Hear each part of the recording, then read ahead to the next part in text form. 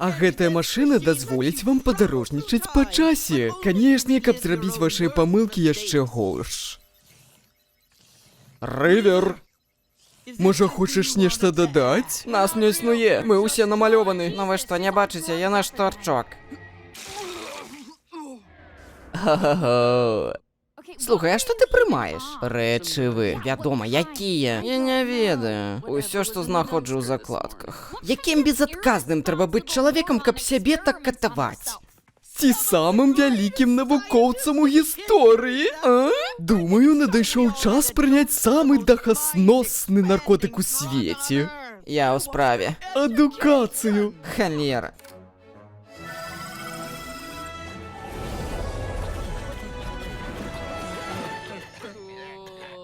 Маеш рацыю. Адукацыя торкае як трэба. О, дзе мы? Ці, можа, трэба казаць, Калі мы? Не, не трэба.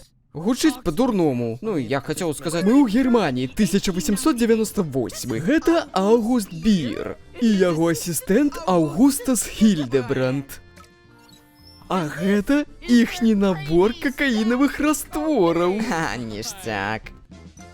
Мы выкарыстоўваем яго як анестетык. Усё, што ніжэй спіны, знямее, калі зарабіць укол у хрыбетнік правільна. Ачмурэнна. У гэты раз мне дапаможа Аўгустас, бо апошні эксперымент на мне быў няўдалым. Вось. Гэта хрыбетнікавая вадкасць? Я! А баліць, што лязнуцца. Я і лязнуцца, разумееце? Пачынаем эксперымент. Адчуваеш што-небудзь? Найн, нічога. А цяпер? Нічога не адчуваю. Ну-ка, а цяпер? Жартую, я нічога не адчуваю. І гэта навука? Мужик з дзіркай у спіне збівае абдоўбанага асістэнта? Бір мусіў быць упэўненым, што анестетык дзейнічае на Хільдебранда. Таму ён яго паліў. Выдзіраў яго лапковыя валасы і нават біў яго па яйлам. Калі пачнеш, скажаш. Але гэта ўсё скончылася добра, так? Канешне! Вынаходніцтва было вельмі карысным. З асістэнтам нічога не здарылася, пакуль дзейнічаў анестетык. Эксперымент доўжыўся некалькі дзён, пасля якіх Хільдебранд чамусьці не палюбіў Біра.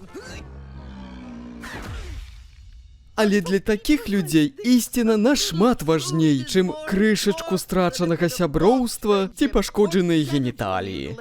Правільна, Рывер?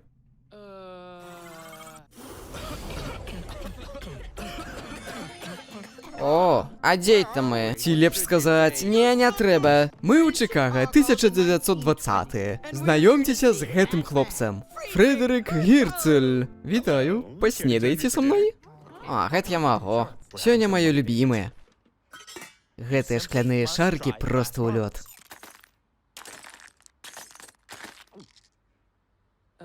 Не, дзякуй, я не фанат шкла. За фігурай сочыш? У мяне тут шмат чаго. Залатыя шаркі, ніткі, піоры, падшипнікі, правады, азбест. Паверце, калі пачастуеце мой азбест, іншыя рэцэпты вам больш не будуць патрэбны. Выглядае смачненька. Гэта ўсё не ядзяць. А я ем. Гірцель дапамагае нам даведацца больш пра чалавечую страўнікавую сістэму. Дарэчы, мяне кліча навука.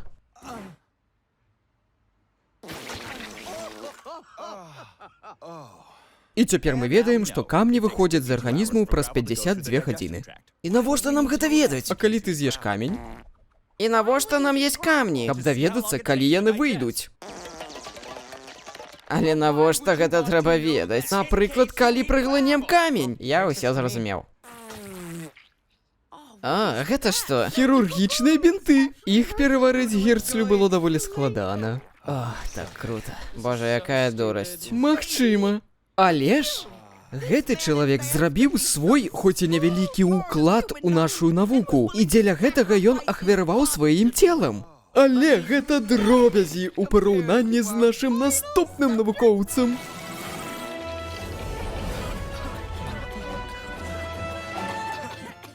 Ой, а дзе мы? Не пахяру! Паглядзіце на гэта! Да якая розніца, дзе мы, калі мы бачым такое? Ці калі мы? Ай, блядь! 1793. Жоўтая ліхарадка забіла амаль 10% насельніцтва Філадельфіі. Людзі ніяк не маглі ўцяміць, як яны зараджаюцца. Але адзін вырашыў даведацца. Такія людзі развівалі навуку. Слухайце, а мы не захварэем, а? Не, гэта менавіта тое, што я і хачу данесці людзям. Я дакажу, што жоўтая ліхарадка не заразная. І я зраблю гэта усімі даступнымі мне спосабамі. А, божухна. Я паліваю адкрытую рану ванітамі хворага. Я б не стаў. І заліваю сабе ў вочы. Не, калі ласка. І я п'ю іх. Не. І прымаю ванну па грудзі з ванітамі. Тёпленька. Што?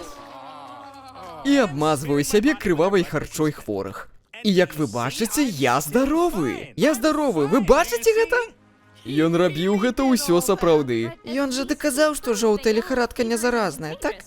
Ну, яна заразная, але не пра прамым кантакце. Ліхарадка распаўсюджваецца праз камароў. Усё гэта ён робіць дарма.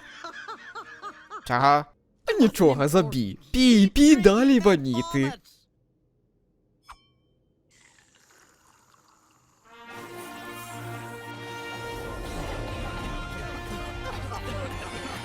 О, вось гэта трэп. Трэба быць асцярожней з рэчывамі, якія я прымаю. Ну, канешне!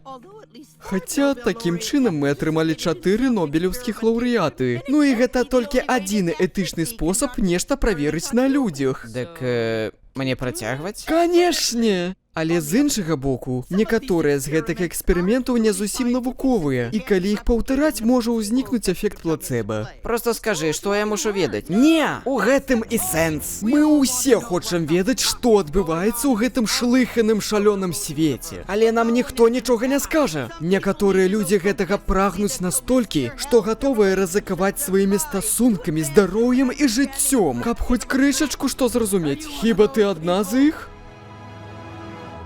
Не, цябе і торкнула. Ужо даўно. Дзякуй за прагляд, не забывайцеся ціснуць падабаечкі ці дызлайчкі, падпісвайцеся на Patreon, падпісвайцеся на YouTube, TikTok ідзе ў шмоню, ён у мяне ёсць, але ён ідзе ў шбоню. Карацей, яшчэ пабачымся.